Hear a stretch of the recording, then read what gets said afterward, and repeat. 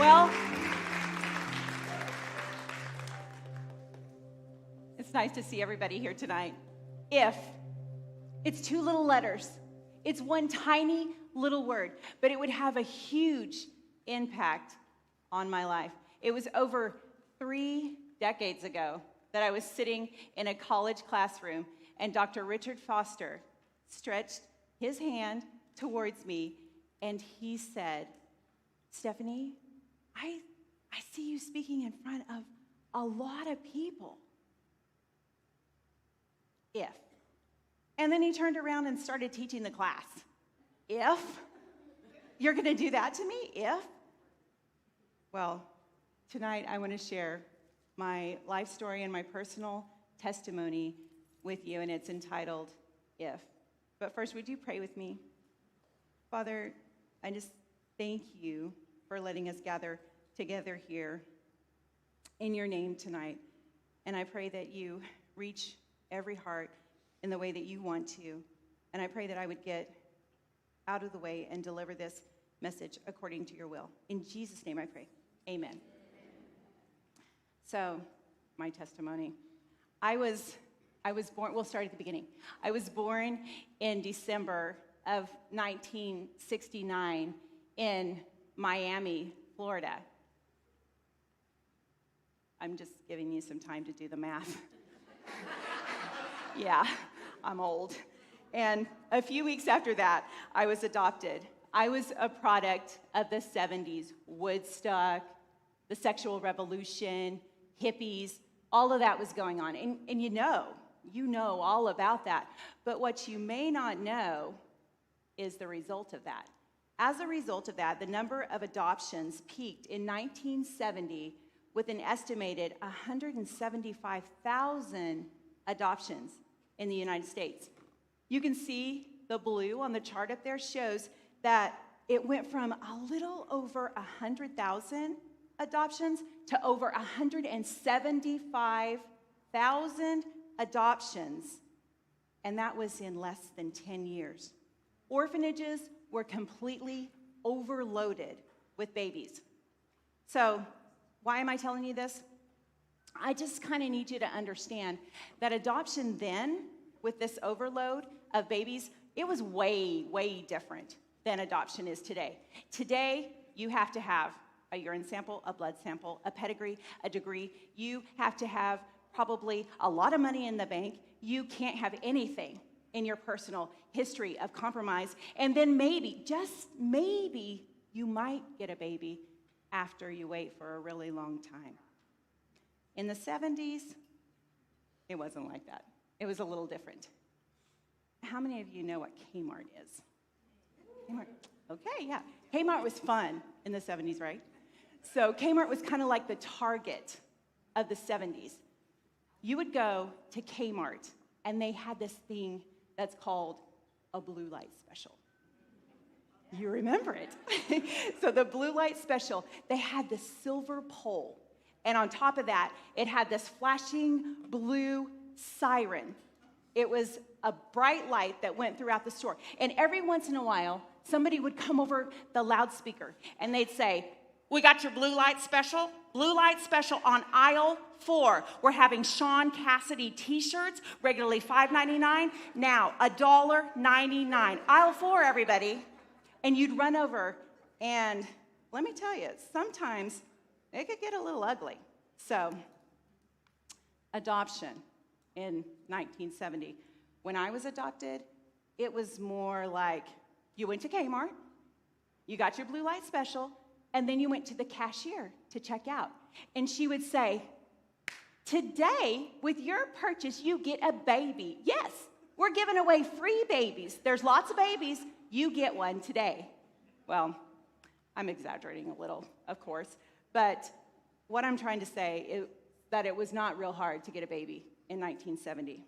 So, my sweet mom and dad, let me tell you a little bit about them. They had a little boy, and after him, my mom suffered a really lot of miscarriages.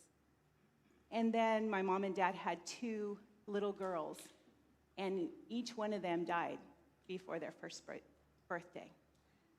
My mom was grief-stricken. She really wanted a little girl. So they decided that they were going to adopt a baby. And so they did. They went through the process. They adopted a baby, and they went and they picked me up from Kmart, and they brought me home, and oh my gosh, did they love me. My parents smothered me with love. My mom will say, you know, God can give anybody any old baby, but I got to pick you.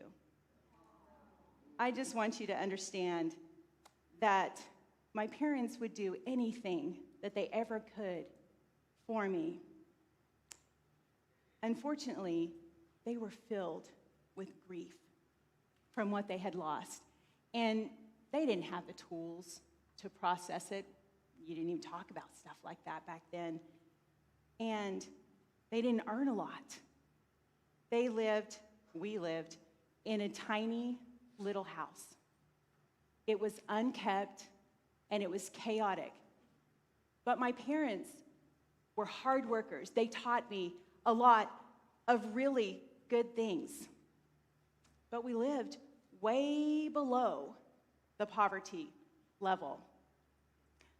I had all that love, so I didn't know I was poor. But I remember the day I found out. It was in the summertime.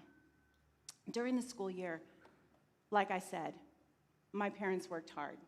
My mom was a teacher aide at the public school, and my dad worked in maintenance at a beef packing plant. In the summertime, my mom would go to garage sales, and she would make sure that we had the perfect outfits. We were always dressed perfectly for school. But in the summertime, shoot, we ran wild. And I remember this one particular day. I had gotten up early, and my mom was still asleep. So I just hopped on my bike, and I pedaled down to the public library. I get there. I'm looking around. I find an interesting book, the one that I want. I take it to the counter, and I check out, and I'm about to leave, and in walks Mrs. Merle and her daughter, Janet. Well, Mrs. Merle was a teacher at the school, and Janet was one of my classmates. So I was excited to see her. I ran over, and I gave her a hug, and I was like, "Hi, Janet," and she was like, "Hi, Stephanie," and she was just all shiny and bright in her summer outfit. And then I went to say hi to Mrs. Merle. And I will never in my life forget how she looked at me. She looked me up, and she looked me down, and she was horrified. I thought, what's wrong? So I looked at myself. It was summertime. I didn't wear shoes in the summertime. I was barefoot. My arms and my legs were ashy. I had the clothes on from the day before. I'd slept in them. I had 2 braids, big bird nest on top because they were 2 days old. And I examined myself. I could see that I had watermelon juice streams separating the ash. My hands were still a little sticky. And I saw myself through Mrs. Merle's eyes. And I was mortified of my own condition. But I hopped on my bike, and I rode home. Little kids don't worry about things too long. So I got home, and I walked in, and my mom was up. And she said, "Where were you?" I said, "I went to the library." She said, "Like that?" I said, "Yeah." And she said, "Did you see anybody?" And I said, "Yeah, I saw Mrs. Merle and Janet." And that's when I got in really big trouble. That day I also learned about shame. Again, my parents, they loved me, and they had an incredible work ethic. And I need you to know that they did everything they could. They would sacrifice to buy me things that I had no business having. And they did what they could with the tools that they had. And I am so thankful for them.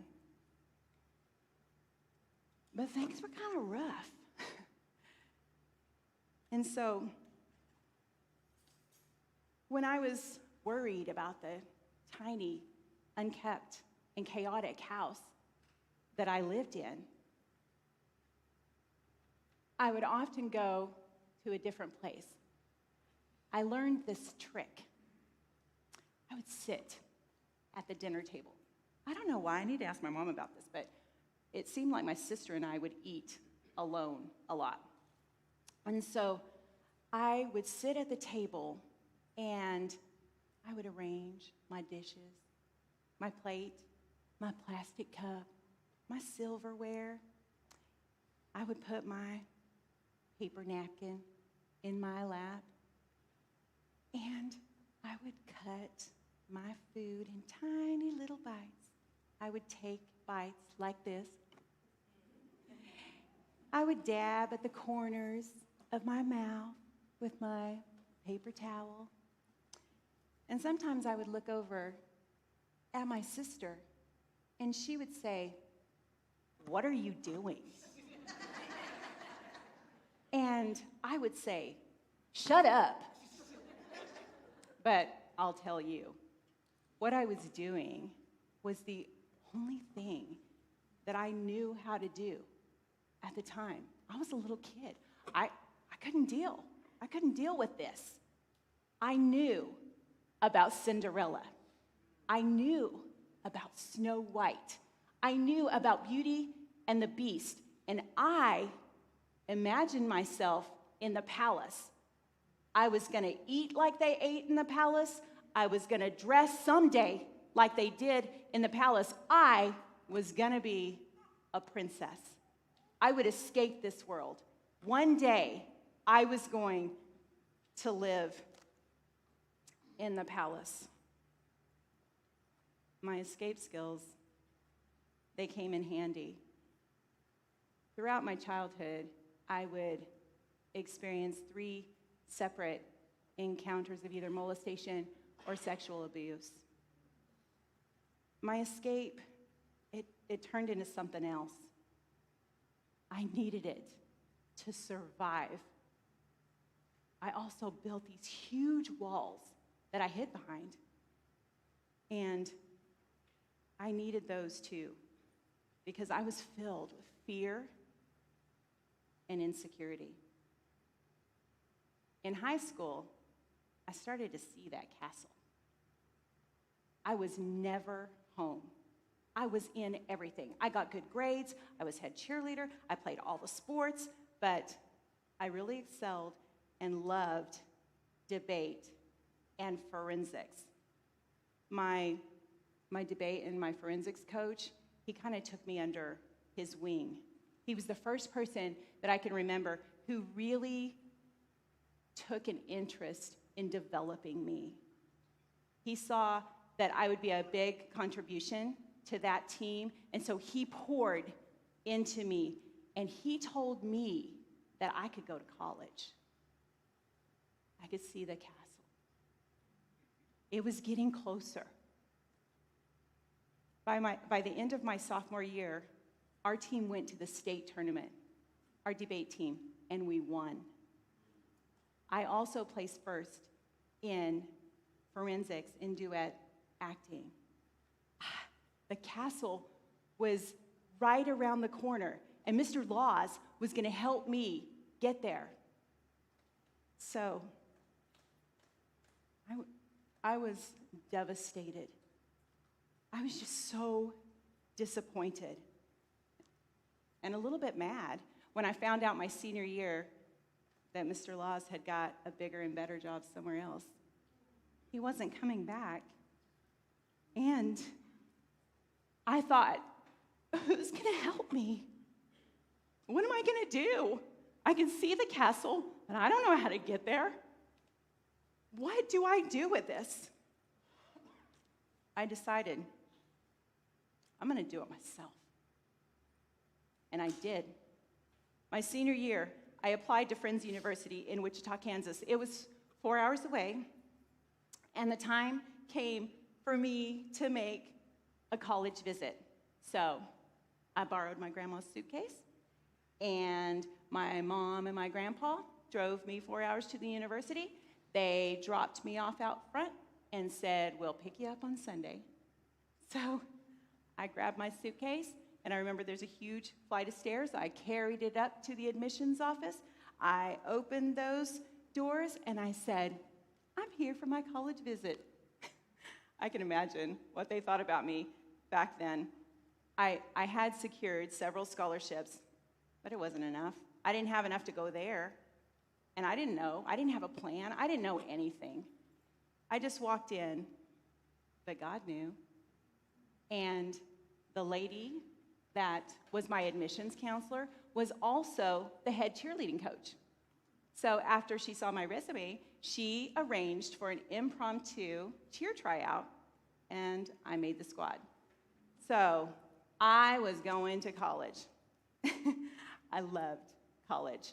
I was living life, and I was having fun, but as you heard me talk about, I also had a really lot of trauma in my life. We didn't call it trauma back then. You just sucked it up back then. And what I did with that was that I pushed it down, and I worked really hard. I kept my eye on the castle, and I became fierce. Nobody wanted to mess with me. I had a goal and a mission, and that's where I was headed.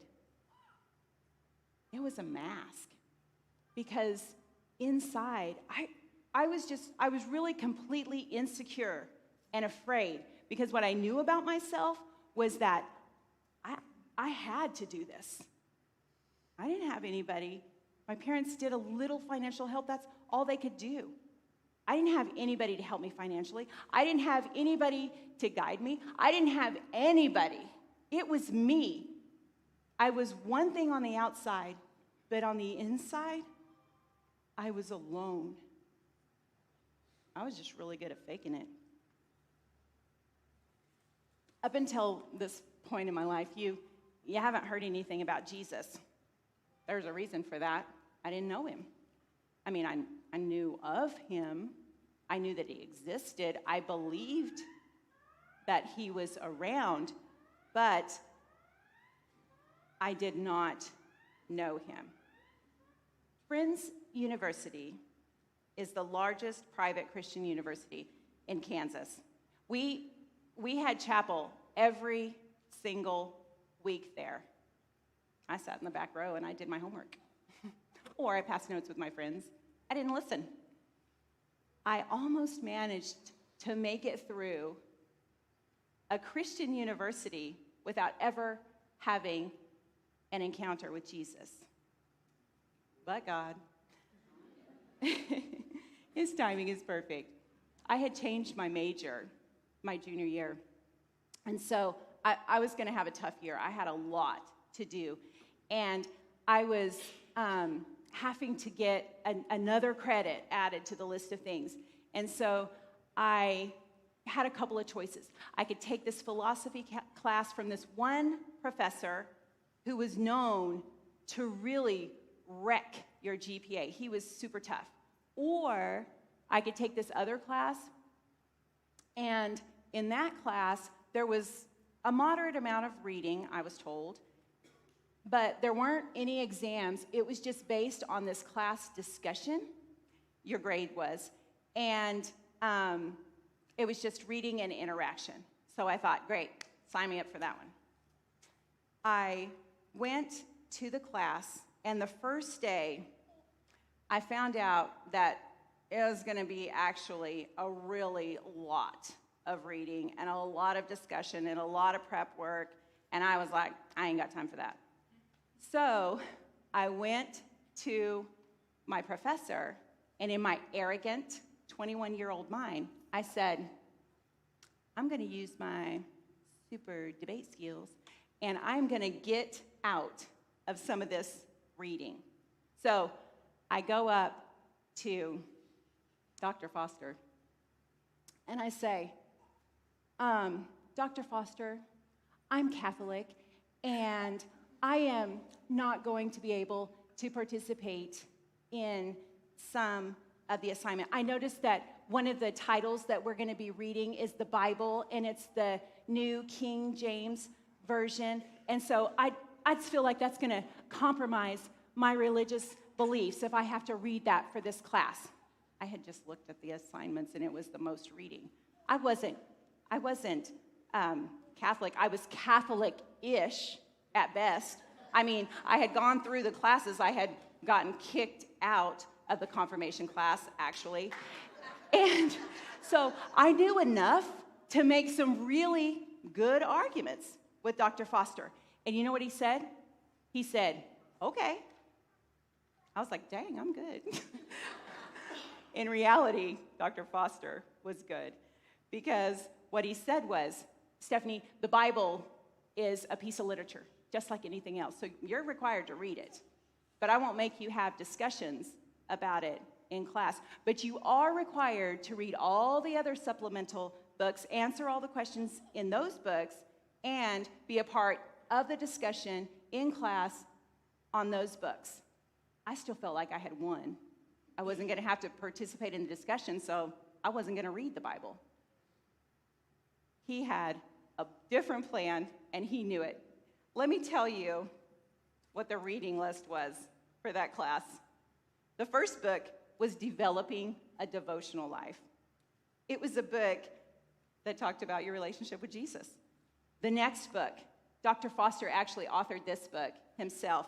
It was called The Spirit of the Disciplines. It was a book about prayer and fasting and service and discipleship, all the things. The last book was called God's Chosen Fast, and it was an in-depth look at fasting and what it could do for your walk with Jesus. You can tell that I was going to have to read the Bible. He knew what he was doing. I wouldn't even be able to understand these topics without reading the Bible. The class was different. The people in the class were like no people that I had ever met before. They were kind. They prayed for each other. They were genuine. They weren't like the crowd that I was hanging out with. They were different. And the things that they were talking about, it was fascinating. I started wanting to read the information just so that I would know what they were talking about. And then I wanted to read all of it because I wanted to participate in those discussions. It was pretty early in the class that I gave my life to Jesus. It was amazing. And not long after that was when Dr. Richard Foster spoke those words over me. Stephanie, I see you speaking over a lot of people. Well, I was saved, but I wasn't healed. And my heart was rocky ground. I remember when he first spoke the word, when he said it, immediately I felt truth in it. That was the first thing that I felt. But like I said, I wasn't ready. I wasn't anywhere near ready. I was still looking for the castle. So I twisted it. The enemy twisted it in my mind. And I thought, well, I'm going to be famous. I just focused on the very wrong thing. In my early 20s, I learned more about Jesus, and I still had hope. I understood more about possibly what that promise meant. I started spending some time learning about Jesus, and I thought, oh, it's talking the things that he wants to talk to his people. But who knows that the enemy comes to steal, kill, and destroy. And he'll do that with your dreams. He'll do that with anything in your life. So, in my 30s, the enemy came at me with doubt. I had learned more about biblical principles, but I had babies, and I was busy, and I would occasionally think of the prophecy, and the enemy would say to me, what if Dr. Richard Foster got it wrong? What if it wasn't even for you? Doubt. What if you got it wrong? What if what you're doing right now is the prophecy? I was teaching, I was talking, and it was a Christian school, so I was telling my kids every day about Jesus. So maybe I am talking to a lot of people about God. I knew in my heart that that was not it. In my 40s, the enemy used a different tactic. It was just distraction. We were busy. We were building a business. My children were going in 100 different directions. I was learning new things at work. I didn't even have time to think about it. And to be honest, I wasn't as strong in my walk with Jesus, so I wasn't searching after it either. As I continued to move through that decade, I would occasionally think of it, and the promise became very small. I could only think about the if. Where had I missed it? Where did I miss that if? What did I do wrong? Was God mad at me? If. Was it if we hadn't have moved? Did I miss an opportunity? Was it if I would have gone ahead and got my master's degree in communication instead of farm? I was just thinking of if. It was constantly in my brain. I was like, if. I couldn't think about it anymore. The if was just too much. So I just did what my 7-year-old self had taught me to do. I just pushed the dream way, way down. Down in the same place that I kept all those other dark things that I had learned to shove down and never, ever, ever think about anymore. I just let it die. And a little bit of me was defeated when I did that. In my early 50s, I really began to ask God to show me my purpose. I wasn't thinking about that anymore. I just wanted to be obedient to what He wanted me to do. And I promised that I would do whatever He asked me to do. And He's faithful, you know that. He began to provide me with opportunities. There were a lot of them, but I want to tell you about a few. One was He provided me a sweet, sweet friend who was kind of new in her walk with Jesus. And we became friends, and we'd talk about a lot of stuff, but a lot of times we would talk about Jesus, and I could tell that she was blessed by it, and I was too. It was just an audience of one talking about Jesus, but it was powerful. Then, sometimes He would just put somebody in my path. I was just faithful to listen. When they were having a hard time, I wouldn't hammer them over the head or say, you should do this. I would just try and say, have you prayed about it? Are you talking to Jesus? Or whatever He laid on my heart. I just tried to listen and be obedient to what He was telling me to do. It was maybe a couple years later that same sweet friend invited me to a new Bible study. And I quickly got connected with the women that were there and felt comfortable with them. They were sharing, and I had a good time sharing with them what I had learned about Jesus. And it seemed to be well received because it was what He was telling me to say. hadn't thought about the dream in years.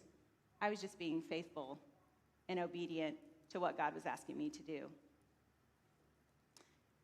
Then one day, my husband came home and wrecked my world as only husbands can do. I was kind of in my feels about some stuff. We've had some changes going on, and I was like, I don't really know what I want to do. I don't have like a burning passion about something. I mean, I like to do this and that, and I was thinking about some things, but I didn't really know what I wanted to do. And he said, Stephanie, I will support you in anything that you want to do. And I said, okay. And then he asked me this question. He said, Steph, what's your dream? And that ticked me off. I was like, dream? I didn't say it out loud. It was in my head. I was like, dream? Who has time to dream? I've been too busy helping somebody build a business and raising kids. And I've been running all over the country. Right now, I'm babysitting dogs. All this stuff was coming into my head. And I knew, that's not right. That's not how I really feel. I loved doing all of those things. I love being a mom. I love all of those things. I was like, why am I so mad about this question? And that's when I realized it's because I didn't have one. It was dead. It was gone. Soon after that, I was reading a devotional. I picked up a Bible that was a different translation than what I normally read. I just picked it up and opened it, and I read a little bit, and then I read this devotional that was printed in the Bible. And I was like, wow, that was really good. That really spoke to me. It wasn't about anything I was dealing with, but it just, it impacted me. And so I looked down to see who the author was. It was Dr. Richard Foster. I hadn't thought about the dream in years. But of course, it all came flooding back. Just for a second, I let those walls down just a little bit, and I remembered what he said. Stephanie, I see you speaking in front of a lot of people if. Do you know that he who begun a good work in you will complete it? I couldn't handle that right at that moment. I just was like, I went right back to the ifs. I was like, I don't want anything to do with that. It's too much. God, I am going to be obedient, but I am not going to worry about this. It wasn't long after that we had the church fast here. And I asked God during that time for several things, but one of the things was to help me to really understand what my purpose was in this season of my life. And I really felt like God said to me, I'm going to give you opportunities. Your job is just to say yes. I was like, okay. And it wasn't long after that Pastor Willard came up to me and said, would you speak to the women on Wednesday night? I was like, what? Well, what happened with that was all the ifs. The enemy's not going to give up that easy. All the ifs just started flooding back in. But do you know what an awesome God we serve? God had me have the opportunity to go to a conference. I was dealing with all of these ifs. And at that conference, I was so blessed. I felt like it was tailor-made for me because I was saying, God, what if I fail? The very first speaker, well, not the first, but one of the really great speakers was John C. Maxwell. And his entire message was how failing and learning from it is a sure way to success. I was like, okay, God, but what if I'm too old? Another speaker, Dr. Darius Daniels, got on the stage and said, God can make 10 years like one in your life. I was like, am I being punked? Then I said, I don't know what to do. What if I never know what to do? And he had this crazy, hilarious, amazing speaker named Ryan Leake tell us the story about how he could kind of play a little bit of basketball on like a Division III team, and because he listened to his idol say, just do it, he ended up getting a tryout with the NBA. God was saying to me, just do it. I'm kind of stubborn, and I don't listen, and I wrestle with God.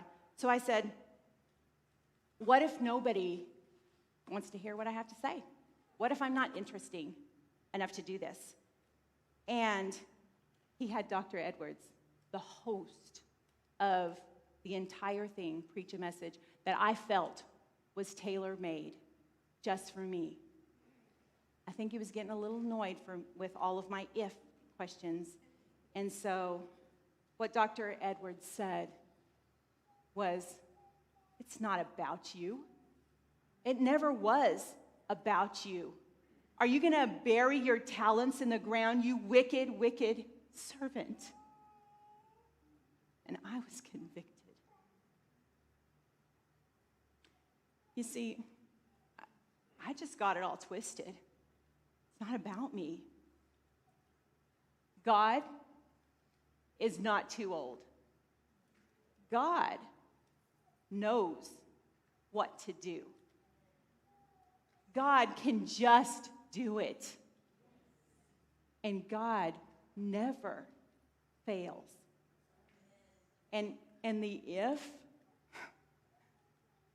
wow, did I ever have that twisted too? Because if I hadn't been adopted, I could never speak to you about abandonment issues. If I hadn't grown up in poverty, I wouldn't know a thing about a poverty mentality or being ashamed. If I hadn't been sexually abused, I wouldn't be able to speak with any authenticity at all about shame, low self-esteem, walls, and masks. If I had been continued to chase that castle, then I may not have my sweet daughters and husband. And I wouldn't be able to speak to you with any authenticity about motherhood and marriage and the challenges that come with both of those things. So as I close, I need you to remember this. He who began a good work in you, he will complete it. Not you. He's the one who started it. He's the one who can finish it. So let me ask you this. What is it that you're saying to yourself right now? If I clean my life up a little bit, then I'll give it to Jesus. If I get that raise, then I'm going to tithe. If my football team isn't playing on Sunday, I'm going to go to church. Jesus loves you, and his plan for you is bigger than anything that you could ever hope or imagine. And if I hadn't been faithful in prayer, and if I hadn't been obedient to God in the things that he was asking me to do, I wouldn't be standing here speaking in front of kind of a lot of people.